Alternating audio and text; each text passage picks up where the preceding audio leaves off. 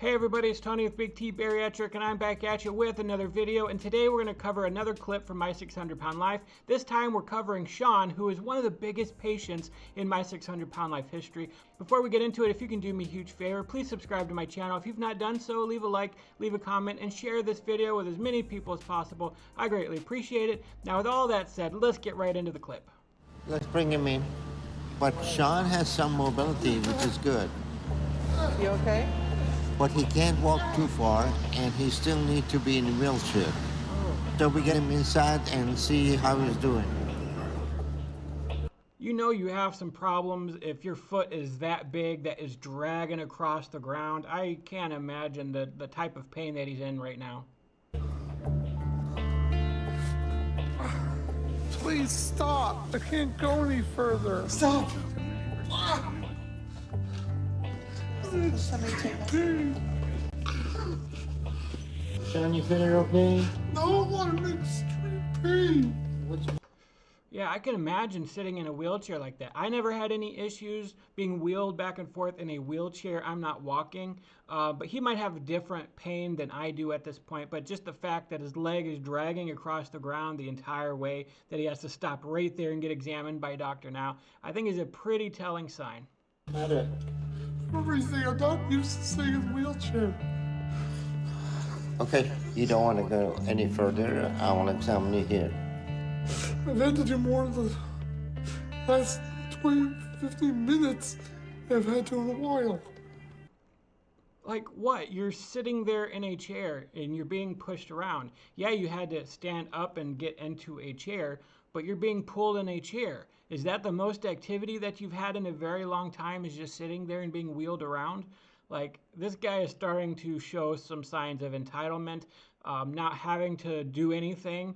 Probably his mom enables him to that point where he doesn't have to move. He can just sit there and lay there and do his business, and he doesn't have to get up and move. If just the last 20 minutes of being wheeled around is the most exercise, the most movement that he's had in a long time. Sean is throwing a little tantrum because he's uncomfortable in his wheelchair. He's likely used to getting his way with that.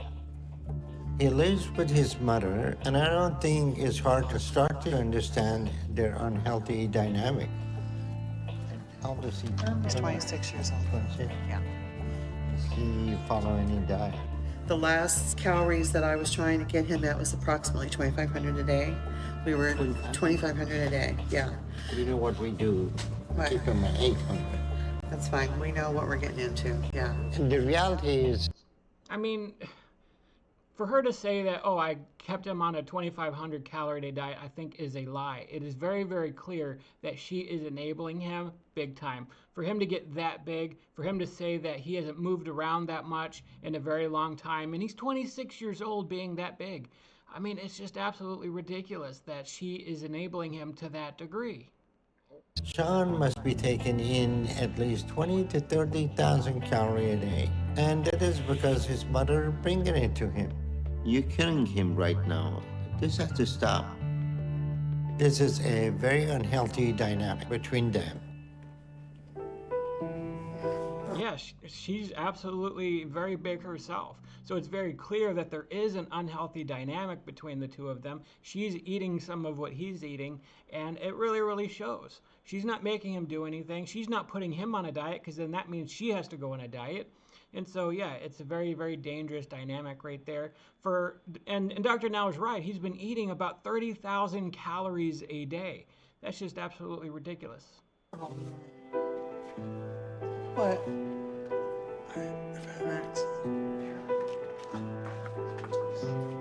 Sean is used to his mother completely taking care of him. As long as she does everything for him, Sean has no reason to leave. And she controls him with the food. We have to start making drastic changes with him, starting with his own situation. All right. Yeah, that's very, very bad. She is controlling her son. Like, she's having some sort of empty nest syndrome. He's probably the only person that she has left in her life, and she doesn't want her son to leave. So in order to keep him, she's going to do what she can to keep him there by keeping him fat, keeping him well fed. Probably sit around and cook some soups and eat bread and desserts and just get all fat and sassy. Making sure he doesn't have to move, and she's doing all that to him. And there's just a very, very unhealthy dynamic. You would think a person like her would love her son enough to want him to get healthy, to get mobile, to be able to leave the home. But she is very sick herself mentally, and so she is feeding into his addiction to keep him locked up in the house. Sean, you gotta bring the scale and let you stand on it and see how much you weigh. Just watch my feet. Watch my toes.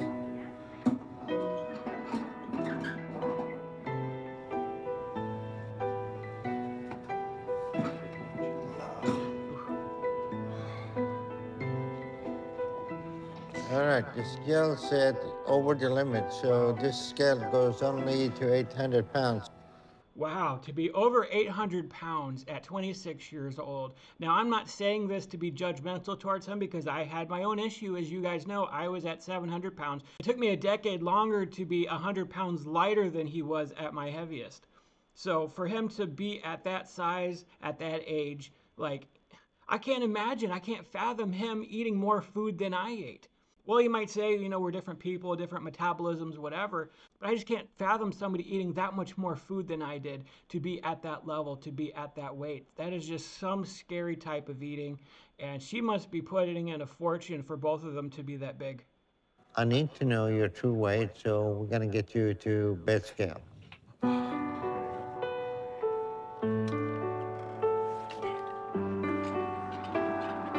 To be over the limit I on hate the this. 800-pound scale. I just want to go home. All right, we're gonna get you into bed and check your weight. The fact that he can still stand up at this point is miraculous. But he's pretty close to being bedridden. Looks like you're 919 pounds. Wow. You may So he was 200 pounds, 219 pounds heavier than I was at my heaviest, at a decade younger than I was when I was at my heaviest. I just cannot imagine that amount of food. I just cannot fathom it. I'm sorry, I'm not trying to be judgmental towards him. I just can't fathom it because I ate a ridiculous amount of food myself when I had my food addiction. So, I mean, it's... be heaviest person alive right now. This is Wow. not a good place to be. At your weight, it's a miracle that you're alive. Yeah. Both Sean and his mom claim they're ready to make change, but I'm not seeing any evidence of that. He can get up and he can start to choose to do things on his own. Here's what we're going to do. I'm going to give you a diet plan, and I want you to lose at least 100 pounds over the next couple of months. If you do that, I'll approve you for weight loss surgery. Let's get you back up to your mom. Sounds good. The fact that he's still somewhat mobile is probably the only reason he's still alive. Yeah, they say that once you get to the point that you're no longer mobile, that's pretty much it for you. You're at a much more higher risk of getting a blood clot or some other type of issue like that because you're not up, you're not moving around. Once you lose that mobility, you're done. You're pretty much done. You're cooked. So the fact that he can get up at 900 pounds and walk, because I know how painful it was for me at 700 pounds to walk. I can't imagine 200 extra pounds on my body getting up and doing things normally. I just can't. I can't fathom being that heavy. I'm sorry. I know some of you are sitting there like, well, I can't fathom being 700 pounds, Big T, but, you know, I'm not trying to be judgmental towards him. I'm just picturing myself, thinking about myself at my heaviest, and then trying to add 200 pounds to that, trying to imagine the amount of extra food that I would have had to have eaten to get to that weight at 26 years old when I was at my heaviest at about 36 years old. It's unfathomable for me. All right, let's keep watching. His mom has to stop overfeeding him, and Sean needs to take this seriously and make changes now, or he won't be around much longer at all. Why is he not keeping him in the hospital at 919 pounds? Like, I would keep him at Hey, the I have hospital. something to eat. Yeah, I'll get you something in a second, honey. My mom and I have been in Houston for a month now. We're still trying to just get settled. Sean hasn't really adapted to the new diet just yet. It said month 2, right? Am I like, did I misread that? Did it say month 2? You're 2 months there in Houston and you're still not adjusting to living there quite yet? But we're trying. Sounds like excuses. Sean has the big appetite. You know, he just wants to eat constantly. Never seems like he's going to get full. And if he's hungry, he needs something to eat. Today I was craving a burger. And I think you have to be able to enjoy food just a little. You've been enjoying food for 26 years, buddy. You're 919 pounds. You are trying to lose 100 pounds in 2 months, which is very easy to do when you're 900 pounds. Oh, you have to enjoy food a little when you've been enjoying it your whole life and your mom just hands it to you? What is she going to do? Like, if she decided to help you out on your diet, she's not going to give you that food. She's going to make you get up and get it yourself or order it yourself. I don't think they had DoorDash back when this was filmed. Like, just the pure entitlement here and the pure enabling of the mom here. Like, she is killing her son. And she thinks that, oh, he can... This is frustrating me right here because he is near death. He knows he's near death. Dr. Now told him how surprising it was that he even made it to 26 years old at 919 pounds. And here he is eating a burger and fries. I mean, they're not even trying. Why move to Houston and be down there for 2 months and then keep giving him burgers and not helping him on his diet? That's just ridiculous. The doctor wants me on 800 calories, and I have no idea what that would be in actual food. Actually, I think that 800 is a bit extreme.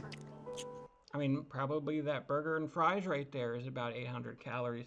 And Dr. Now wouldn't want you eating fries and burger buns and anything like that. Maybe if you just took the bread off the patties and ate the patties, maybe that would help. Maybe get a different type of vegetable side, maybe a side salad. That would be a good meal that would help you along on your diet. But you're just so addicted to food, you just can't imagine going on an 800 calorie day diet. And I understand that is an extreme diet. You have to do it just for a little bit, just for a few months till you get your weight loss surgery, and then your appetite will be curbed by the surgery. Like, you're trying to save your life here, buddy. You can go a month or two without engorging in food, but you just don't want to. You do not want to do the surgery. You don't want to give up your precious addiction, and it shows in your attitude. Well, I've cut back a lot. I'm trying to keep it down to one burger or fast food meal a day. So I feel So he's eating that a day. Oh, I'm trying to cut back one a day.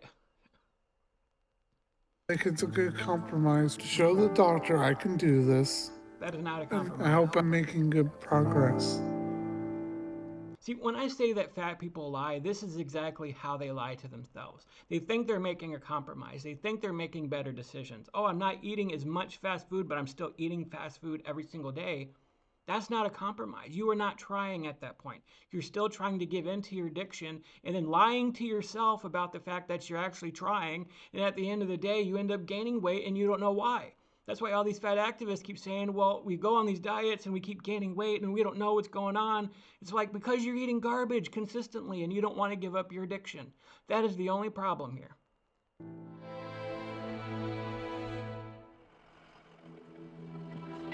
I'm getting ready to head to the doctor to see if I lost the weight he wanted me to lose. I would be shocked if you lost weight. But I'm finding it hard to move right now. Okay. Take a minute, catch your breath. If you lost 100 pounds, you would It's so hungover. Sean and I did try to keep to the doctor's diet, but we didn't feel comfortable putting him on that low of a calorie diet. What did she say? We know what we're getting into. We can absolutely do that. Didn't she tell Dr. Now that? That's fine. We know what we're getting into. Yeah. That now when they get home, he didn't like it. And so she's throwing a fit because she doesn't want him to lose weight either. Like, neither one of them want him to lose weight because then if he loses weight, he can fly the nest. And she doesn't want to be left alone. So she's giving in to him consistently still. And this is just sickening. It's sickening to watch. But I really do feel Sean is doing better now. No. I'm not nervous about my progress, but I am nervous about what the doctor is going to say. I really need this surgery. I have to lose a drastic amount of weight, or I know I'm dead. I'm about to see the doctor and find out if he's going to give me weight loss surgery. I bet that's It's been 2 months, and he wanted me to lose 100 pounds and get below 800.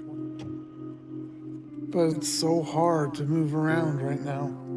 It's miserable, and I just want to see if I'm getting my surgery. Extreme pain. Where's your pain? My tailbone and my back. And how is your degree of ability to move around? It's worse. Yeah, see, that's proof that he didn't lose weight. Because if he lost 100 pounds off that frame, it would be much easier for him to stand up, not worse. So this is just, I'm not looking forward to this weigh-in because it's going to be devastating. Let me just check a few things. Sean is so big right now, he cannot make it to the waiting room door.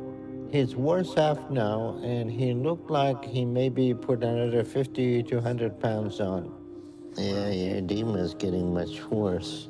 At this point, he may be approaching 1,000 pounds. Very few people make it to that weight and survive long. Again? Okay, pretty normal.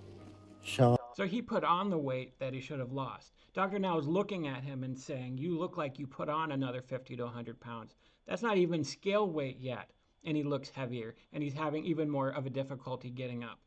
And then here he is like saying, oh, I tried my best, and I hope doctor likes my results. And like, are you serious? You know you didn't try.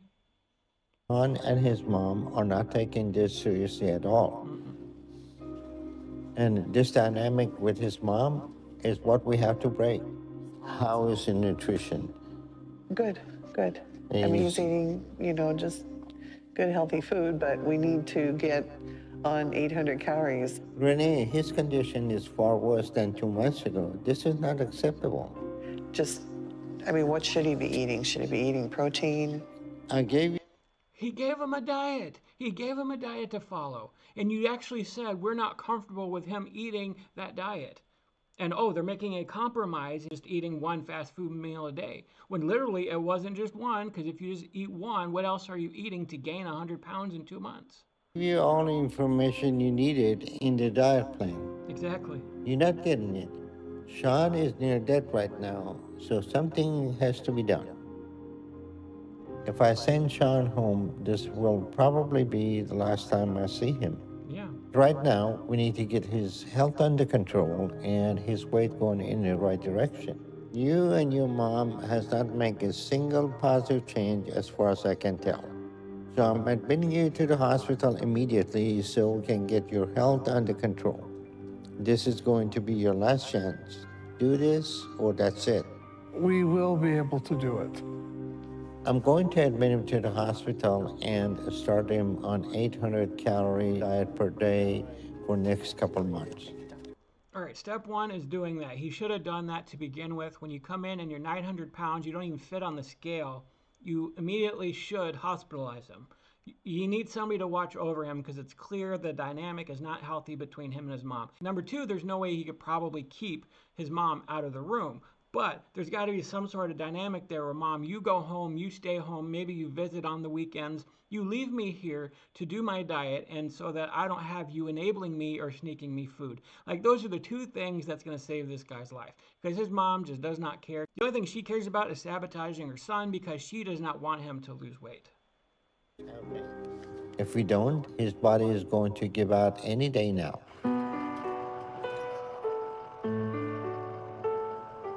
I know I need help, but this just feels unfair right now.